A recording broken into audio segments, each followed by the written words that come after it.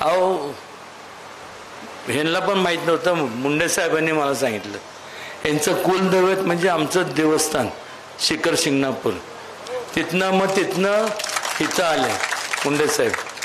जेव्हा तो कळस बसवायची वेळ आली, मी म्हणलं तो कळस फक्त म्हणलं मुंडे साहेबाच्या हातानेच बसवणार.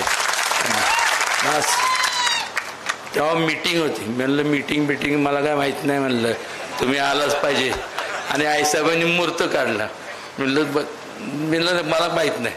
म्हणलं आपण करायचं नाही. म्हणलं जो कळस तिथं बसवलाय तुम्हाला सांगतो, त्यातनं मग त्यांनी सांगितलं. म्हणलं म्हणलं तुमचं योगदान आहे, कारण की मूळ तुम्ही तिथले आहात. तुम्ही जे आहात नाही तर ॲक्च्युली सगळं त्यावेळेस कारखाने ठीक आहे, पण न्याय हक्कासाठी भांडणारा मी बघितलंय. तुम्हाला काय वाटतं? तर माझे एवढे मित्र, त्यांचे कारखाने हे ते सगळे, पण कामगार लोकांसाठी त्यांचं जे योगदान आहे ना, सल्यूट, बस नतमस्तक. मग काय नाही, एवढं वाईट वाटतं ना. जन्म दिला नाही फक्त, नाहीतर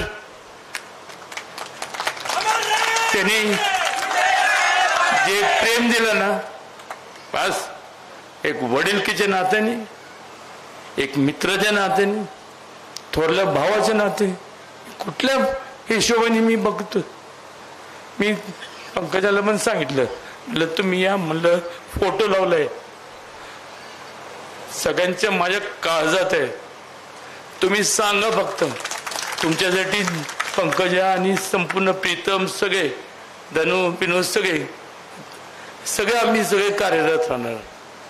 इलेक्शन होत राहतं. 5 वर्षानंतर ही लोकशाहीतली प्रक्रिया आहे.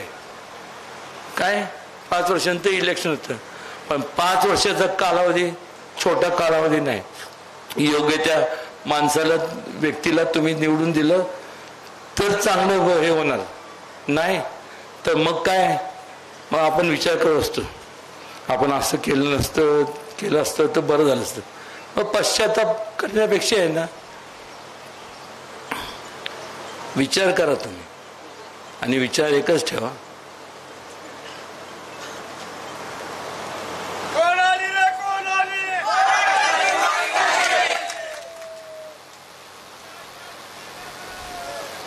मगाचपासून पंकजा बोलत होत्या. मी विचार केला, म्हणलं मी उमेदवार आहे का त्या उमेदवार आहे. मी आवडत प्रीतमला म्हणलं एवढा मोठा नाही मी, तुम्हाला सांगतो कधी पण हाक मारावं, देवा शपथ,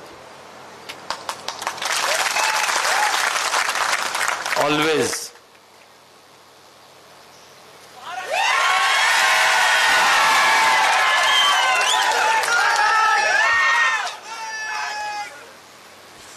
आता बस झालं, लई सगळे टाळ्या वाजली. आता आमच्यात टाळ देऊ नका म्हणजे झालं, आणि हिच्या हातात संपूर्ण सत्ता द्या. काय म्हणते, म्हणजे टाळ देऊ नका आमच्या हातात. आता भजन करत बस. चला.